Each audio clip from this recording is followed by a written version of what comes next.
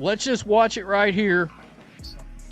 Aliyah Boston's on the ground. There's Brittney Griner right here. This is between the Phantom and somebody. Now look at this. Brittney Griner just flat caught her right in the face with a vicious sort of open palm, clothesline kind of situation. That's not a basketball play. That's a clothesline. Open palm, straight to the face, and Aliyah Boston never saw it coming. The altercation between Brittney Griner and Aliyah Boston during a Phoenix Mercury-Indiana Fever rivalry game has sparked intense debate across WNBA circles. But what happened after the incident is even more revealing than the hit itself. So let's just come over here. Right here, this got posted over on Threads. I mean, who really goes to Threads? I mean, okay. I mean, you might as well be on Blue Sky for crying out loud. Brittney Griner is a dirty player who's jealous of Aliyah Boston. Ooh, that didn't set well. That did not set well with Brittney Griner, who answered a fan. You're so butthurt that you answered a fan back on this. Brittney Griner responded to a fan on Threads. Not a major sports outlet, not a journalist with a blue checkmark. A random fan on Threads.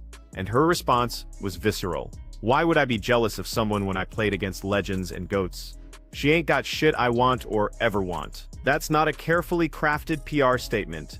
That's raw emotion, spilling out onto social media. When a 9-year veteran with a championship ring feels compelled to defend herself against accusations of jealousy from a nobody on Threads, something deeper is happening here. The question isn't whether Griner is jealous. The question is why this particular accusation struck such a nerve. I think in a case like Brittney Griner, I think she's probably bitter that somebody like Aliyah Boston, who is a big, is going to make a lot more money over the next 10 years than she ever did. I think somebody like Brittney Griner is upset over the collateral and ancillary popularity that comes with being on a team with Caitlin Clark. Follow the money.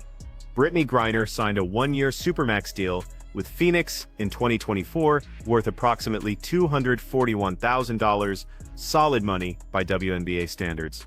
But Aliyah Boston, who's only in her second season, is positioned to earn significantly more over the next decade through a combination of WNBA salary escalation and endorsement deals tied directly to playing alongside Caitlin Clark. Boston's rookie season saw her land partnerships that typically take veterans years to secure. Why?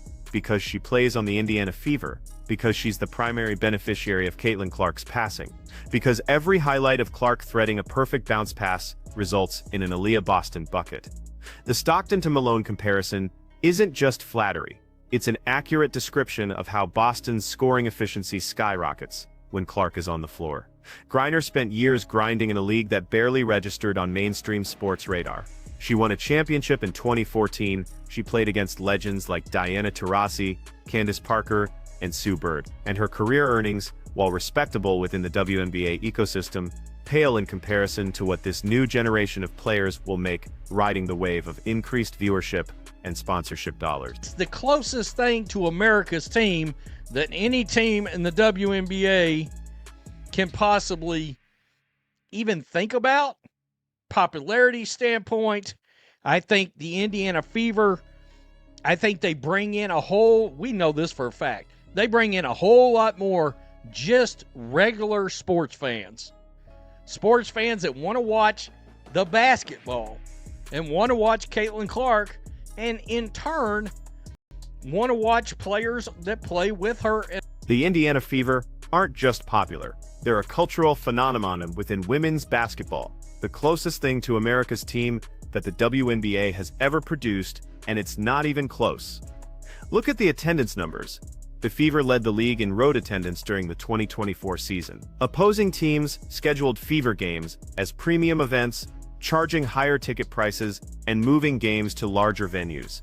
The Las Vegas Aces moved a Fever matchup to T-Mobile Arena, specifically to accommodate demand. That's not normal. That's the Caitlin Clark effect, creating a rising tide that lifts everyone wearing a Fever jersey.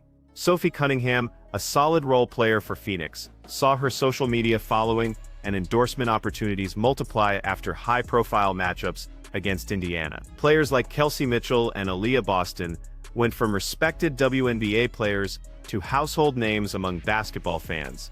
The collateral popularity is real, it's measurable, and it's creating wealth disparity that has nothing to do with on-court performance. Brittney Griner never had that. She played in an era where WNBA games aired on obscure cable channels at 10 p.m. on weeknights, where playoff games struggled to crack 500,000 viewers. She's watching players with less experience and fewer accolades cash in on an audience she helped build but never benefited from. The agenda trifecta. She's checking all them boxes. All right, all of them.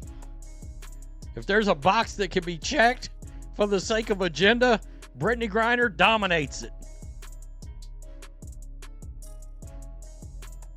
That is assault off the hardwood. I don't know why that dude's in the league. Oh, man. Men and women's sports, question mark? Guys, there has always been. But there's another layer here that goes beyond money. It's about relevance. It's about watching your era end while a new one begins. And realizing you're on the wrong side of that transition. Brittney Griner is 33 years old. She's in the twilight of her career. And the game is changing in ways that don't favor her skill set. The WNBA is shifting toward a faster, more perimeter-oriented style. The traditional back-to-the-basket center, who relies on physicality and size, is becoming a dinosaur. Griner's game, which once dominated through sheer physical presence, now looks slow and plodding compared to the pace and space approach that teams like Indiana are running. Watch Griner on the court in 2024 compared to her peak years. The lateral quickness is gone. The ability to protect the rim in space is diminished. What remains is physicality, and when physicality is all you have left, it starts showing up in ways that cross the line from aggressive to dirty. That clothesline on Aliyah Boston wasn't a basketball play. It was frustration. It was a player who knows her window is closing, watching a younger player benefit from opportunities she never had, playing in a system that's leaving her behind, and instead of accepting that reality gracefully, she's lashing out. Wow. The jealousy around the Indiana Fever is something that ought to be studied. You know what's funny is players like Brittney Griner want to get paid off the backs of Caitlin Clark, but they don't want to play nice. You know? They cannot get past their own pettiness, their own jealousy. Tell me what you think. Peace. I'm out. Here's what makes Griner's response on Threads so telling. She could have ignored it. She could have taken the high road. She could have issued a generic statement about respecting all competitors. Instead, she engaged directly with a critic and revealed exactly what's bothering her. She ain't got shit I want or ever want. That's a lie, and Brittney Griner knows it. Aliyah Boston has exactly what Griner wants. A decade of prime earning years ahead of her in a WNBA that's finally gaining mainstream traction. Boston will play her entire career in an era of million-viewer games, national TV coverage, and legitimate endorsement opportunities. She'll never have to play overseas in Russia during the off-season just to make a living wage. She'll never have to wonder if the league will fold due to lack of interest. The "I played against legends and GOATs" line is particularly revealing. Griner is defining her career value by who she competed against, not what she accomplished. That's the argument of someone who knows the current generation is passing them by. It's nostalgia masquerading as superiority. And the fact that she's making this argument to defend herself against jealousy accusations proves the accusation was accurate. If you're not jealous, you don't respond. You definitely don't respond with that much emotion. The broader pattern is impossible to ignore. Veteran WNBA players have shown consistent animosity toward the Indiana Fever throughout the 2024 season. It's not just Brittney Griner, it's a league-wide phenomenon. Caitlin Clark took more flagrant fouls during her rookie season than any player in recent memory. She was body-checked, hip-checked, and targeted with physical play that went beyond normal basketball contact. Officials let it happen. The league office issued weak statements about protecting star players, but took no meaningful disciplinary action. And veteran players openly celebrated the rough treatment on social media. Why? Because the Fever represent everything that frustrates the old guard. They're popular without having paid dues. They're earning endorsement money that veterans never had access to. They're bringing in fans who never watched the WNBA before, which feels like a betrayal to players who suffered through years of empty arenas and indifferent media coverage. There's a perception among some veterans that this new wave of popularity is unearned, that Caitlin Clark is a media creation rather than a legitimate superstar, that the attention is unfair because it's based on college hype rather than WNBA accomplishments. And that perception breeds resentment, which manifests as physical play, social media snark, and incidents like the Griner-Boston altercation. But here's the reality check. The WNBA needs the Indiana Fever more than the Fever need the WNBA. If Caitlin Clark and her teammates decided tomorrow to take their talents to a rival 3-on-3 league or an overseas competition, the WNBA's momentum would evaporate overnight. The ratings would crater, the sponsorship deals would dry up, the national TV slots would disappear. Veteran players who resent the Fever's popularity are biting the hand that feeds them. The rising salary cap that benefits everyone, that's funded by the increased revenue that Clark and the Fever generate. The new CBA negotiations that could bring significant pay increase, those are only possible because the league finally has leverage with broadcasters and sponsors, thanks to the viewership surge. Brittney Griner wants to have it both ways. She wants the financial benefits of the Caitlin Clark era without acknowledging that her own career never moved the needle the way Clark has. She wants respect for playing against legends, while disrespecting the player who's actually bringing new fans to the sport. She wants to be celebrated as a pioneer while actively undermining the success of the next generation. Let's talk about what happens next, because this tension isn't going away. The 2025 WNBA season is going to feature an expanded playoff format, more national TV games, and potentially new expansion teams.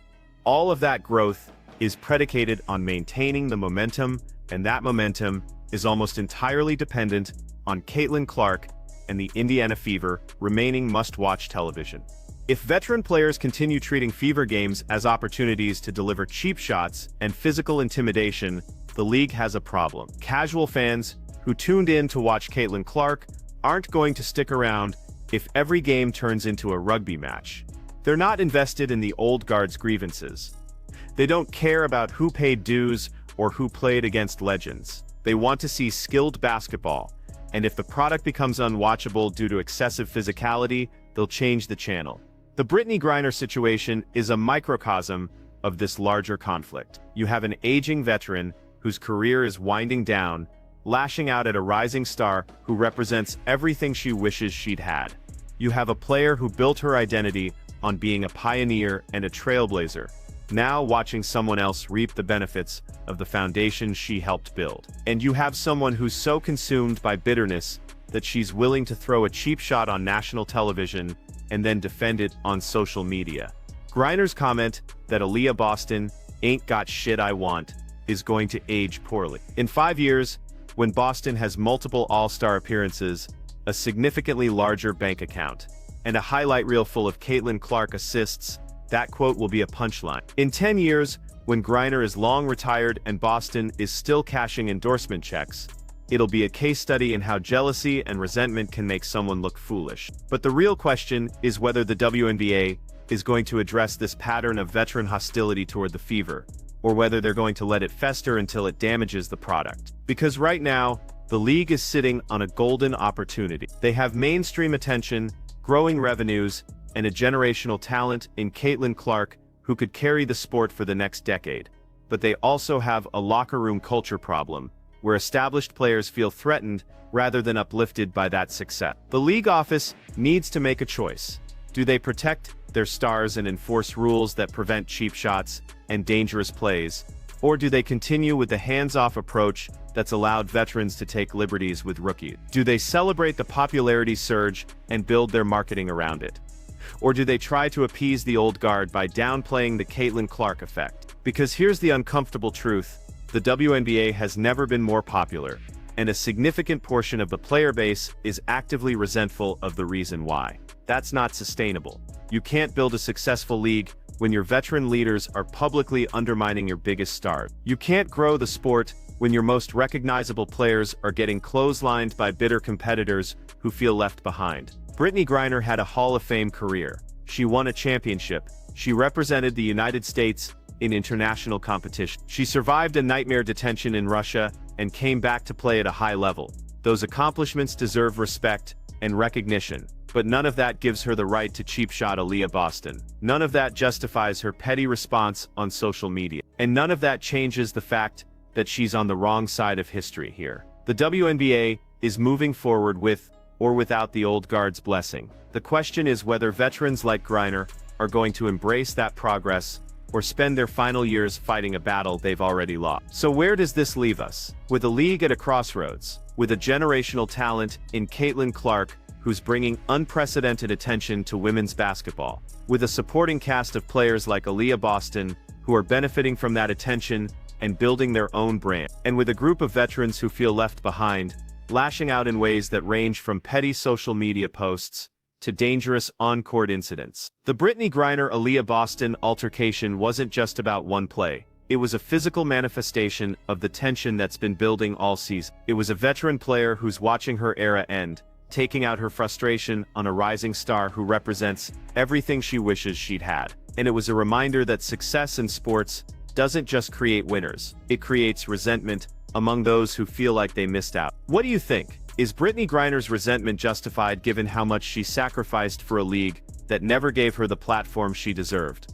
Or is she being petty and bitter toward players who are simply benefiting from better timing and better circumstance? Drop your take in the comments, and if you want more honest breakdowns of WNBA drama without the sugarcoating, hit that subscribe button, because this story is far from over.